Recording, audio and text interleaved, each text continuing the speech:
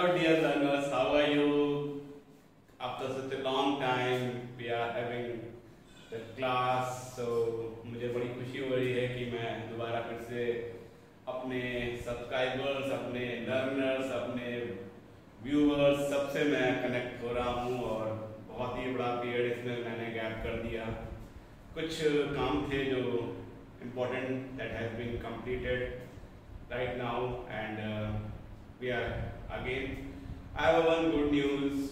I have got another with the grace of God. I have got another baby. This is baby girl child, and she was born on 23rd of May. और it has been 1 month हो चुका है. That means 1 महीना हो गया baby को. और we are very blessed. God graced me and blessed me to giving this kind of responsibility to brought up my girl child. I'm very happy. My family has now been completed. So एक चीज बताना चाह रहा हूँ कि मैं काफी दिन से नहीं आ पाया, उसके लिए तो मैं माफी चाहूंगा फर्स्ट ऑफ ऑल. दूसरी बात कि आज एक नए सेशन को मैंने शुरू किया है और वो सेशन आपको पार्ट्स ऑफ स्पीच सिखाने के लिए है. बेसिकली पार्ट्स ऑफ स्पीच सीखने का एक नया तरीका, नया अंदाज जो आपने अभी तक किया तो है, कुछ लोग कर भी लेते हैं, कुछ लोग नहीं करते हैं, बट ये सारी चीजें आपको करनी ही पड़ेंगी किसी ना किसी तरीके से. तो मेरा टॉपिक आज का है how to identify parts of speech. Hello dear learners.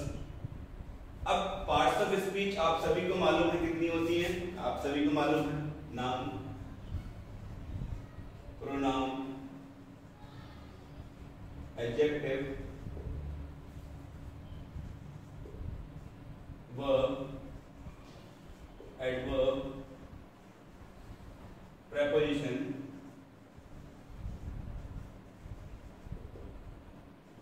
conjunction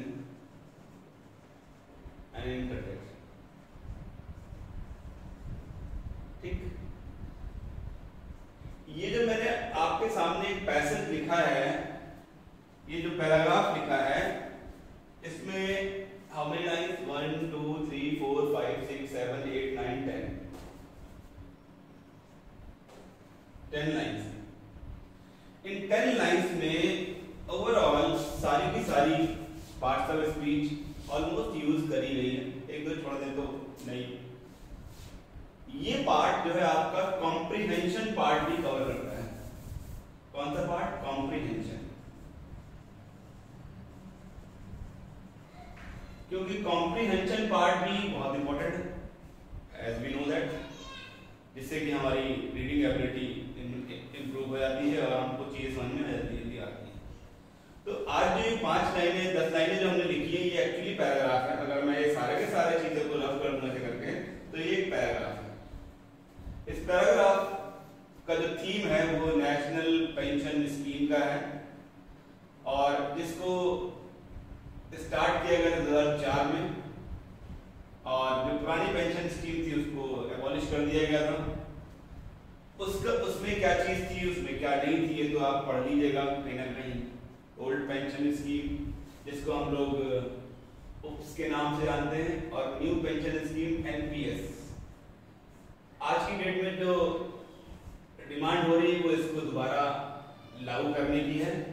what were the benefits, what were the advantages and what is a new pension scheme या नेशनल स्कीम जो नई आगे लागू की गई आपको 2004 में.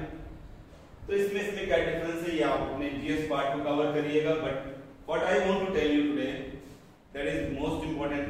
That means you have to find out and you will learn how to find out parts of speech. So today's first thing you have to do, we will find out noun. हम noun को find out करेंगे and we know that noun कितने type के होते हैं. We already know that 5 types. Kinds किसे कहते हैं हम लोग, ये इंपॉर्टेंट है. तो ये जो ड्रिल मैं आपके सामने आज कर रहा हूँ, ये आप देखिए अपने आप समझ में आ जाएगा आपको कि हाँ कितना इंपॉर्टेंट है ये. तो पहली चीज तो आप इसका स्क्रीनशॉट ले लें और स्क्रीनशॉट लेने के बाद आप देखें कि हम क्या चीज़ कर रहे हैं इसमें, क्योंकि स्क्रीनशॉट बहुत ज़रूरी है। स्क्रीनशॉट के थ्रू ही आप इसको समझ पाएंगे यहाँ से। और कोशिश करें कि आप जितना ज़्यादा हो सके नाउन को डिटेक्ट करें। और कैसे डिटेक्ट करेंगे, कैसे नहीं करेंगे, ये थोड़ी चीज़ें मैं ट्रिकी तरीके से आप लोगों से डिस्कस करूँगा और बताऊँगा कैसे हम नाउन को डिस्कशन में और इसको फाइंड करने की कोशिश करें, क्योंकि रीडिंग के थ्रू ही हम नाउन को पहचान सकते हैं। ऐसे रटने से काम नहीं चलेगा। What is noun? बेसिकली पहली चीज यही है कि व्हाट इज नाउन। क्या मैं नाउन हूं? क्या मैं नाउन नहीं हूं? क्या मेरे पास मेरा नाम नाउन है? क्या मेरा नाम नाउन नहीं? क्या मैं कॉमन नाउन हूं? क्या मैं प्रॉपर नाउन हूं? क्या मैं कलेक्टिव नाउन हूं? क्या हूं मैं basically? Who am I and what I am? क्या इससे कुछ तरीके से कहीं से कुछ मिल रहा है आपको? लिविंग है या नॉन लिविंग है, ये सारी की सारी बातें आपको नाउन में समझ में आती हैं। If you are talking about non living, that means something there, है ना। तो चीजों को समझना है, यहाँ पे रटना नहीं है। हम चीजों को क्लियरिफिकेशन में एक क्रिस्टल क्लियर तरीके से चीजों को समझते हुए चलते। तो let us start what we have today. चलिए स्टार्ट करते हैं।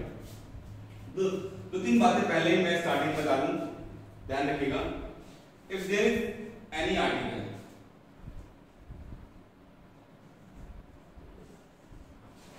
after the article we have a noun. After the article we have a noun because it is given before I am going to start this. इससे पहले मैं start करूं, मैंने आपको पहले से एक हिंट दे दिया। पहला पॉइंट ट्रिक यही है, ट्रिक नहीं है, ये कॉन्सेप्ट है, समझना ध्यान से। आर्टिकल कुछ भी सकता है, ए, एंड द। बहुत ही इंपॉर्टेंट लेक्चर है, मिस मत करिएगा, स्टेप बाय स्टेप देखिएगा। और कमेंट सब्सक्राइब भले ही ना करो, लेकिन मेरी लगन से, मेरी मेहनत से पढ़ लेना बेटा। ये आपके लेवल को इंक्रीज करेगा, अंडरस्टैंडिंग को एक लेवल पे लेके जाएगा।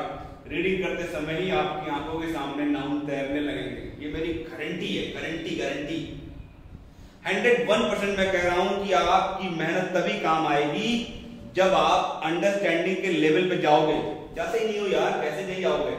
करो मेहनत, बड़ी मेहनत कर लगती तब जाकर के इंग्लिश कुछ तरीके समझ में आता है लोगों को।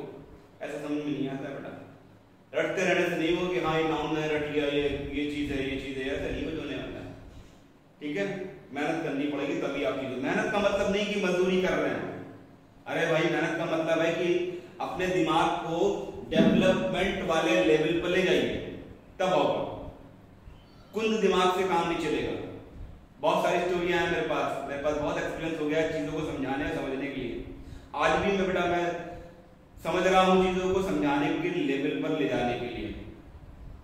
तो चीजों को समझिएगा। आर्टिकल के बाद में एक नाउन आता है, ध्यान रखना।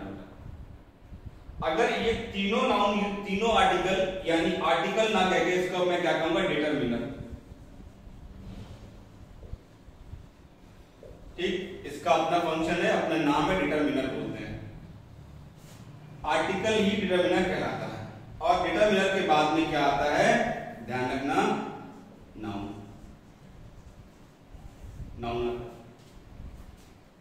अब ये डिपेंड करता है कि आप कौन सा नाउन लेके चल रहे हो। ध्यान रखना, अगर ए और एन के बाद नाउन आया तो वो हमेशा नाउन कौन सा होगा, कॉमन नाउन। ध्यान रखना, कॉमन नाउन होगा हमेशा, कॉमन नाउन। नोट कर लो बेटा कहीं कभी। Anywhere you must note down, notes बनाओ, दिमाग को चलाओ। यहां रटने से कुछ नहीं होने वाला है। टॉपिक मैंने बोर्ड पे लिखा हुआ है, एक पैसेज लिखा हुआ है, आज के हिंदू के न्यूज़पेपर का है, उसी में आर्टिकल लिखा हुआ है। इंपॉर्टेंट लगा, मैंने बोर्ड पे लिखा, मैंने कहा यहाँ से स्टार्ट करते हैं। वैसे तो मैं नाउन डिटेल में पढ़ाऊंगा, ऐसा नहीं, लेकिन मैंने कहा बीच में गैप हो गया है, तो इस गैप को फुलफिल करने के लिए we will start from this. Now look at this, do it, we will do it. हम करेंगे, करके मानेंगे, बिना करे मानेंगे। ध्यान रखिएगा, ठीक है, बिल्कुल इंपॉर्टेंट है, बहुत जितना हो सके उतना अपने आप को उस लेवल पे ले जाइए। तो नाउन है। दूसरी बात, अगर आर्टिकल द लिखा हुआ है तो हम नाउन लिखेंगे। एक बात और, जो कॉमन नाउन यहां पे लिखोगे ये हमेशा कैसा होगा, सिंगुलर होगा। कैसा होगा बेटा, सिंगुलर ही होगा, ये हमेशा सिंगुलर होगा। कभी नहीं इस पे आप फोकस करना है, फोकस करना किस पर, सिंगुलर।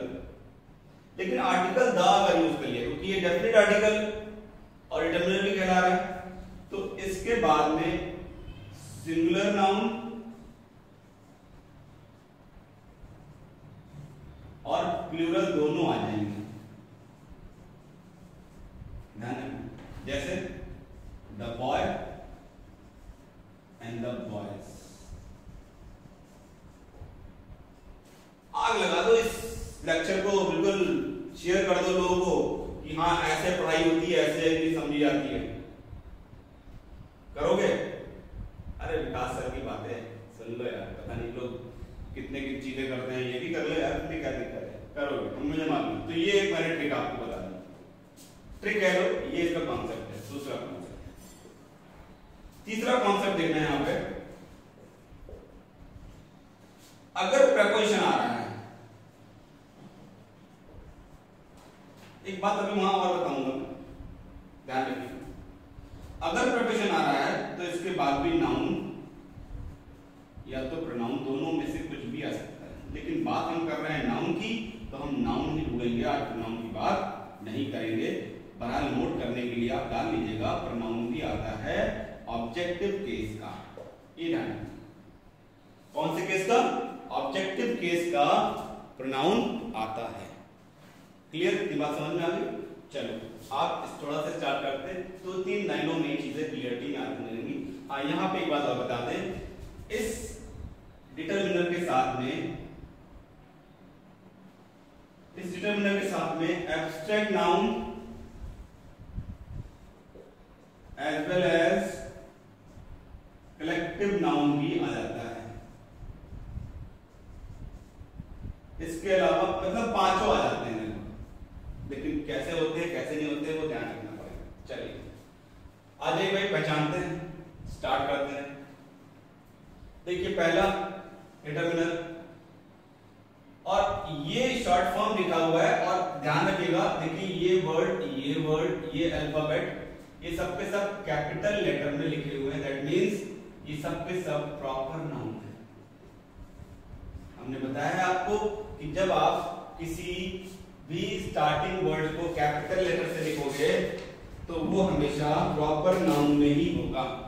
तो आप देखिए तीनों शब्द प्रॉपर नाउन है। इतना आसान है बच्चा, आ गया। फिर आ जाइए आर्टिकल। नेक्स्ट, पहला मिला डिटरमिनर, दूसरा डिटरमिनर मिला। मैं नाउन ही खोजूंगा अभी इस चैप्टर में, इस पार्ट में केवल नाउन के बारे में चर्चा करेंगे। एक ओल्डर पेंशन स्कीम। अब यहां पे 3 शब्द हैं, ध्यान देना, 3 शब्द हैं।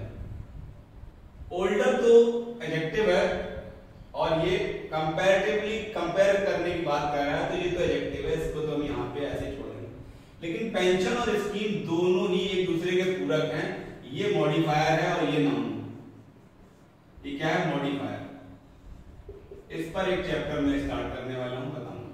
और दोनों मिलकर के कंपाउंड नाउन की सेगमेंट में जा रहे हैं। और कंपाउंड नाउन है तो दोनों के दोनों स्मॉल लेटर से स्टार्ट में है, तो ये बेटा कॉमन नाउन है दोनों।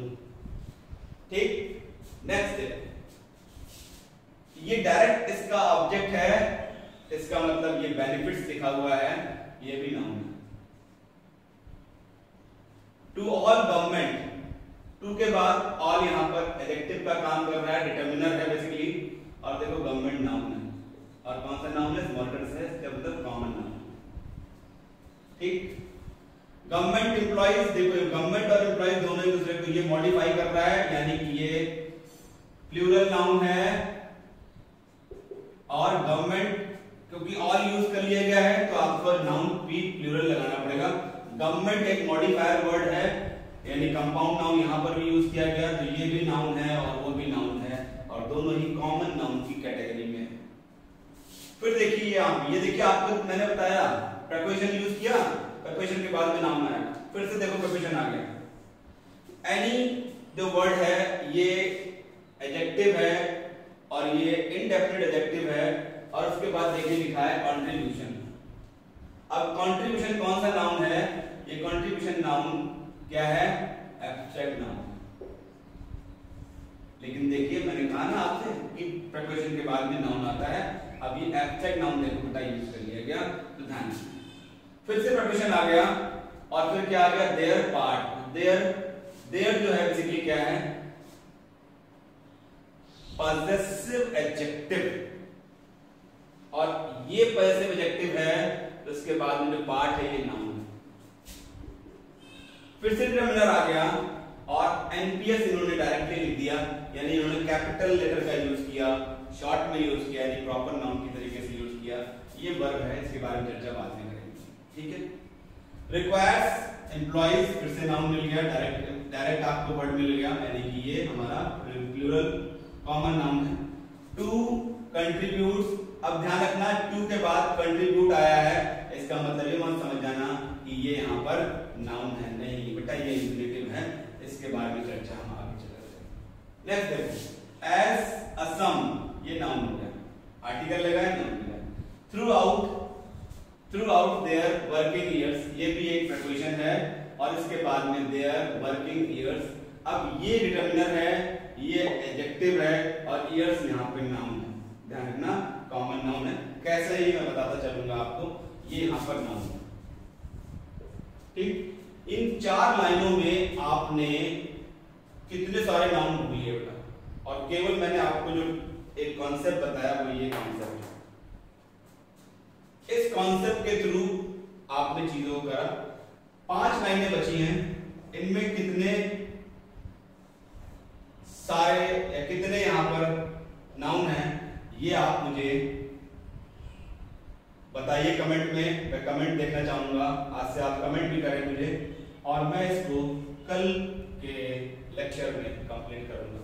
तब तक के लिए कीप ऑन वॉचिंग, वॉच करते रहिए। नहीं वॉच करेंगे, नई चीजों को समझेंगे तो क्लियरिटी नहीं आने वाली है, ठीक है।